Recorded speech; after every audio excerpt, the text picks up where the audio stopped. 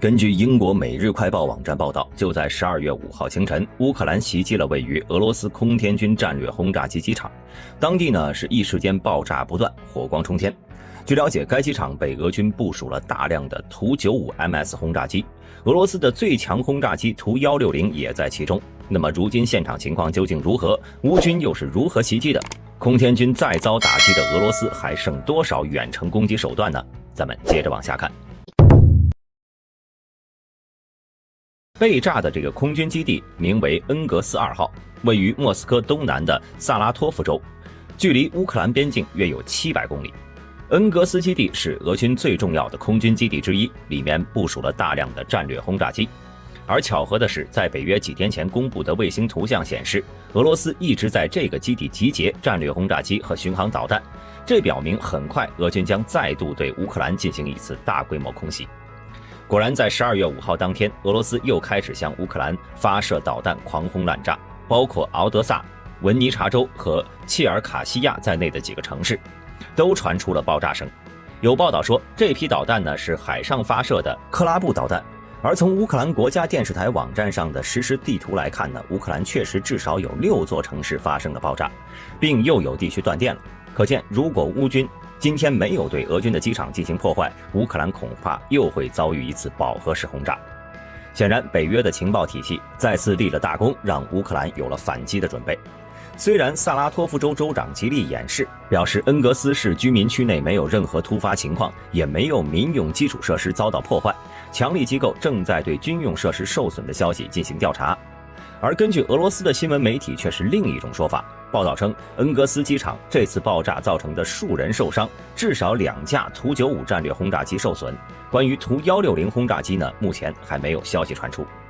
其中图95是俄军现役3款战略轰炸机的其中之一，和美国著名的 B52 服役时间相当，其改装次数足以匹敌想要服役100年的 B52 了。现今俄军共有50多架图95正在服役。众所周知啊，俄军利用图95、图160躲在本土，对乌克兰本土发动远程巡航导弹攻击，这也是目前俄军针对乌克兰最有效的打击方式了。2架图95受损，这种级别的损失，那绝对不是普通的苏30或者是苏34可比的，对俄军的重创程度是仅次于莫斯科号的沉没。反过来说，这次事件对于乌克兰而言绝对是一场大捷，除了对士气有着巨大提升外，也将进一步减少俄军对乌克兰的攻击。那么乌克兰是如何做到的深入敌境实施爆破呢？这里就不得不提一下乌克兰的无人机了。报道指出，恩格斯空军基地距离乌克兰边境大约有700公里，已经超出了基辅的导弹射程，这意味着袭击很可能是由无人机实施的。而巧合的是，在爆炸发生前几小时，乌克兰国防工业公司就声称已经成功测试了一款射程1000公里的大型巡飞弹无人机，名为 RAM2， 它可以携带一枚75公斤的弹头，如果从乌东部发射，覆盖范围将包括俄罗斯乌拉尔山西部大部分领土，这其中呢，当然也包括莫斯科和恩格斯空军基地。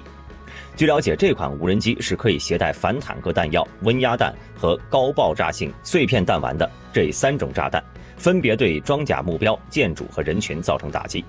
如今，这种远程无人机正在战争中进行实战测试，未来将大批量的装备乌军。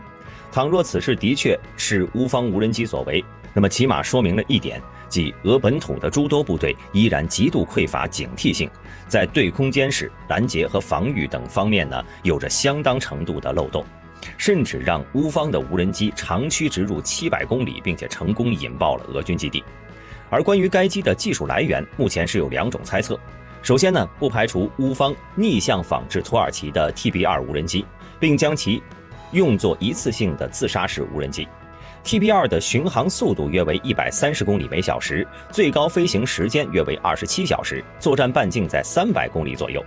如果乌方对其进行国产化改进升级，在头部搭载大重量战斗部，并适当加大油箱尺寸以携带更多燃料，则有望实现700公里以上的航程。反正这种自杀式无人机的使用方法是一次性的，无需考虑为返程留出燃料。而第2个关于该机的来历呢，猜测则是来自苏联时期的图141雨燕侦察无人机。该机起飞重量约5370公斤，飞行速度在950到1110公里每小时，航程正好就是1000公里。它的飞行高度可以根据任务和条件的不同，在50到6000米之间进行选择。尽管进行侦察的最有效高度是海拔2000米，但是越过4000米高度的山峰，对雨燕呢也丝毫不妨碍。由于该机在研发之初是一款侦察无人机，它的主要机载设备包括若干部航空照相机、一部雷达、一部无线电技术侦察设备、一部激光测距仪、一部红外摄像机、一部热成像仪和一部核辐射探测器，可昼夜对目标实施侦察。其机载导航驾驶系统可以保证该机在距离起飞地点500公里以外的空域执行侦察。如果乌军将侦察机的拍摄设备去掉，换成搭载高能炸药的战斗部，确实是一个可行的办法。不过呢，无论这款无人机的技术是来自哪里，都不影响莫斯科继续提升防控力度。毕竟呢，这乌军的无人机都能打到恩格斯基地了，那距离是差不多的首都莫斯科必然也在其打击范围之内了。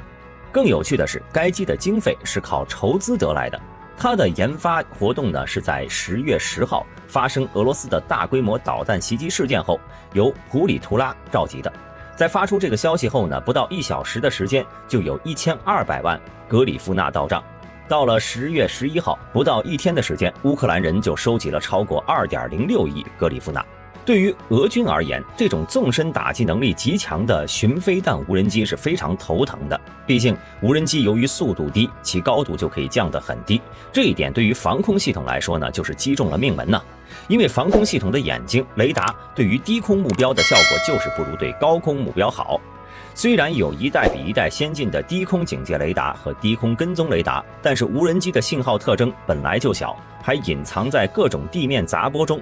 再先进的雷达想把它们从一堆杂波里面挑拣出来，那都不那么容易。而且有乌克兰媒体表示，这种巡飞弹无人机成本很低，它既没有精密的光电系统，也没有昂贵的远程遥控系统。虽然其突防精度和威力并不出彩，但是对付空军基地这种无法移动的建筑还是绰绰有余的。除此之外，在当天被爆破的俄军机场并不止一个。除了恩格斯机场以外呢，在12月5号，位于莫斯科附近的梁赞机场也发生了爆炸。初步判定是一辆加油车与飞机碰撞，导致起火爆炸。在这次爆炸中呢，有一架图系列飞机受损，目前型号不明。同时，这次爆炸也至少导致3名人员丧生，多人遭到不同程度的受伤。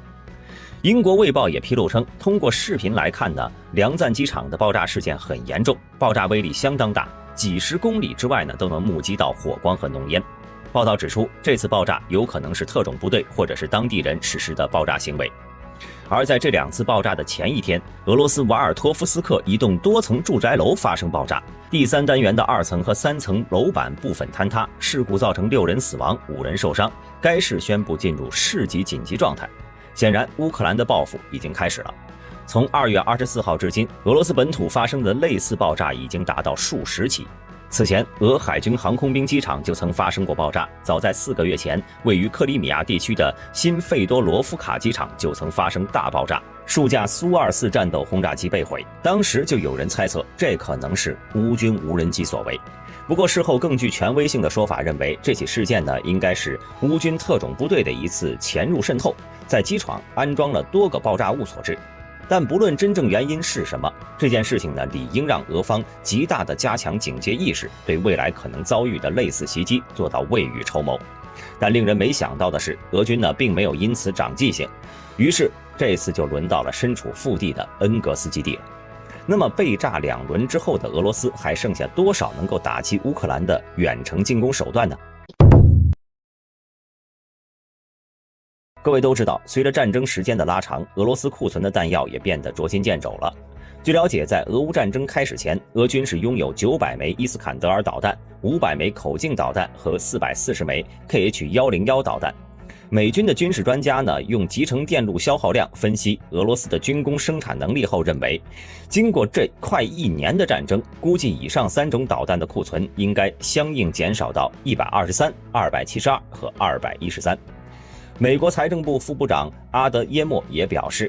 俄罗斯正在耗尽微电子器件，俄罗斯最大的2家国内微电子制造商暂时停止了生产。我们通过看到俄军的 KH-101导弹残骸，也能发现这枚俄军现役最先进的隐身巡航导弹很可能是2019年之后制造的。考虑到在使用高精度武器时都是先使用早期批次，最后才使用后期批次，因此大兵认为俄军的高精度导弹库存已经不多了。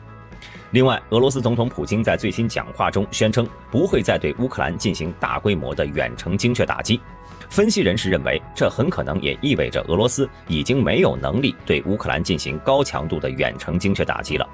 不过，这个所谓的高强度打击在事实上也没有那么高，毕竟如今遭遇严厉制裁的俄罗斯已经把生产导弹的速度降到了最低。美国政府宣称，从战争爆发后，俄军已经损失了大约6000台重型装备，并且消耗了大量弹药。而且由于各国的制裁和产业链不配套等原因，让俄罗斯军工业无法弥补这些损失和消耗。而这些制裁不仅让俄罗斯军工业难以获得先进技术和零部件，甚至连那些不太复杂的技术和零部件都很难获得了。而缺乏这些零部件，也会让俄军大型军事装备的生产和维修变得十分困难。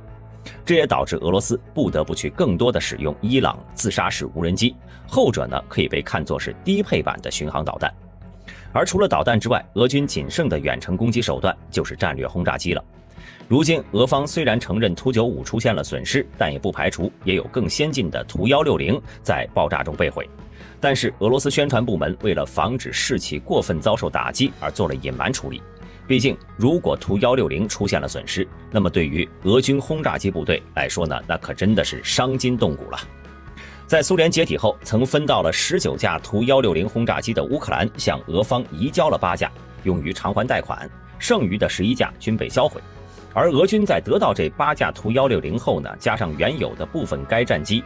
目前现役数量也是仅有16架，比美国的 B2 隐身轰炸机数量还少。其中部分改进升级为了图160M。虽然新近恢复生产的图160M2轰炸机在年初进行了首飞，但是按照估计明年才有望列装俄军部队。因此，这仅有的16架图160就成了俄空间军的最大牌面了，同时也是俄罗斯空基核威慑力量的重要平台，算得上是镇国重器了。如果真的有图160在这场爆炸中化为灰烬，那估计能让俄罗斯全国都要心疼到哆嗦。这一场俄乌冲突也让人窥到了未来战争的冰山一角，各类无人机、巡飞弹和数据链等装备大放异彩。当然，战场上的大放异彩意味着其中一方对这些装备的运用成功，而另一方则必然是遭到了惨烈的损失。如今俄军机场的猛烈爆炸，也是让再一次我们感受到了新装备和新战法带来的震撼。好了，本期视频到这里就结束了。大家认为俄军还剩多少远程打击能力呢？欢迎在下方的评论区留言。对本频道感兴趣的朋友，请点击下方的订阅按钮。我们下期再见。